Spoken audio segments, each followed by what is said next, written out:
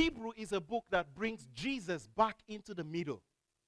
It talks about the preeminence of Christ. Hebrews chapter 1, God, who at sundry times and in diverse manner spoke unto our fathers through the prophets, have in these days spoken unto us through his Son. So in Hebrews chapter 1, Jesus, God's Son, is compared with the prophets. Jesus is greater than the prophets. In Hebrews chapter 2, he compares Jesus with the angels. He said, to none of the angels did he say, I'm going to subject the whole world. But Jesus, who was made a little lower than Elohim or than angel, God said to him, under your feet he has put the whole world. So Jesus is greater than the angels. In chapter 3 of Hebrews, it compares Jesus with Moses. You know, Moses, he was a faithful servant in his own house. But Jesus was not faithful servant. He was a faithful son. And a son is greater than a servant. So Jesus is greater than Moses in chapter 3. In chapter 4, it speaks about Joshua.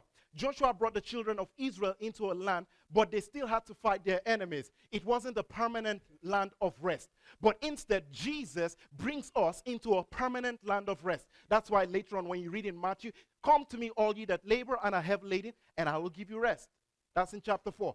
In chapter 5, 6, and 7, it talks about the high priest of Jesus. He's not after the order of Aaron. He's after the order of Melchizedek. So Jesus' priesthood is greater. It's a book of preeminence. And then in chapter 8, he talks about the new covenant. He replaces the old covenant. In fact, it was God who found fault with the old covenant.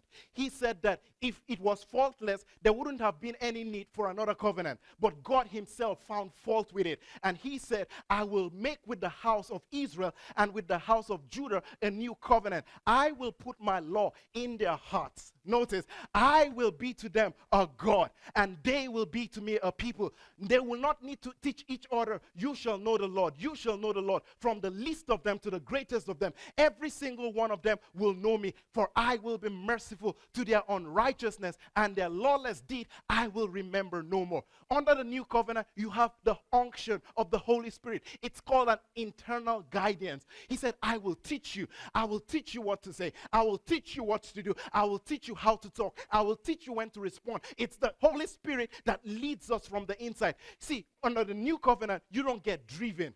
People drive. The devil drives. But in the new covenant, you get led.